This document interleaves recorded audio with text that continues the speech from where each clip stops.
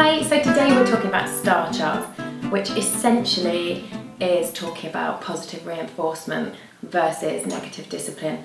I'd love to tell you that I'm a mum who is always getting it right on positive reinforcement and that I never negatively discipline my kids, but unfortunately I do shout. I'm not perfect, but I try really, really hard to turn around times when I do get it wrong.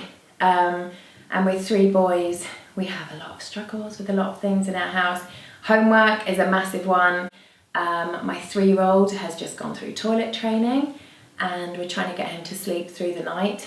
And I've tried every different type of star chart over the years. I've bought really expensive star charts that looked fantastic in the catalogue or online. This is all I've got left of one of them, some magnetic stars. Rubbish as far as I'm concerned. All the magnets fall off, the kids go and get themselves a ladder or their toilet training stool and they come and they take off the magnets. They're removable, you can put back on, they get lost. Just never ever worked for me. I've always found that the simplest star charts work where you sit up one evening when you're feeling really cross about things and you draw them out yourself. This is one that Ozzy had. It's got his name at the top, he can recognise his name. Because he's only 3, I think with younger kids it's really important to have fewer ticks that they need to get to win a prize. And I also think it's quite important for them to have a prize or a reward at the end of the chart that they can actually see. It's very hard for a 2, 3, 4-year-old to imagine how they're going to do all these things and there's going to be something at the end. So for instance, for Ozzy, he was waking up too much in the night. So I wrote up this chart and I said, right, there's 6 boxes for 6 sleeps. What would you like at the end of 6 sleeps? And he told me he wanted a gorilla. So I went to the shops and I bought a gorilla. It's quite a nice one.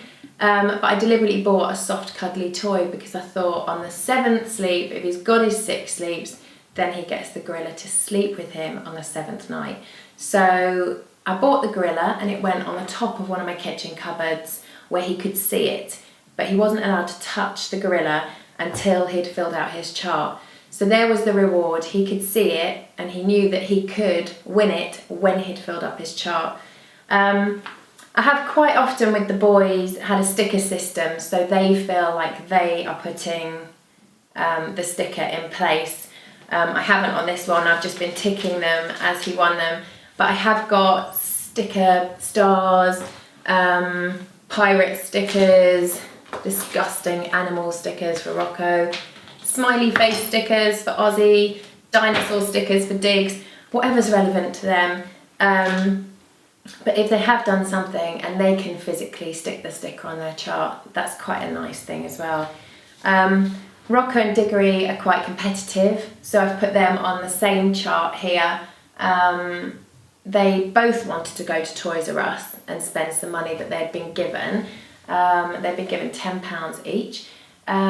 So I told them I wasn't going to drive them to Toys R Us until they'd completed their 6 ticks. So they had their own money to spend. I wrote at the top the things that could get them a tick. They were staying in bed till 6:30, all homework done without a fuss. They both have more than one piece of homework a night and it drives me to insanity trying to get them both to do their homework. So that's a good one. You know, when I say come to the table and get your spellings written out, it's got to be done and then they get a tick. Or I've put exceptional behaviour because there's things like helping me tidy up, bringing their bowls to the sink, getting their own cutlery and things out. And if they've done that without being asked, it's something that they have done themselves, then I would give them a tick for that. So as you can see, we're nearly there with that. Ozzy won his gorilla. There's lots of smaller things that they can get as well if it's a small star chart. Diggory's into collecting his Premier League stickers. So he can win stickers. I bought a load of packs of stickers. I keep them in my secret cupboard. And he can win a sticker each time he does something that's good. So it's a quick reward system. He gets 1 sticker and he puts it in the book. So that makes him happy pretty instantly. So he's getting an immediate reward. So that works. And it really is, I think, finding out what motivates your child. Rocco's 8. He wanted a Diablo, and I explained that was a really expensive want. So he gets a much bigger star chart.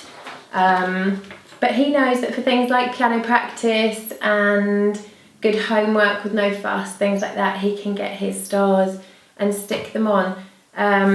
Diggory's got fewer boxes, and here's Ozzy's one for this week, with fewer boxes still, but they can stick their stickers in those and make their way through them and win the reward. So that was Rocco's Diablo, which he was working towards.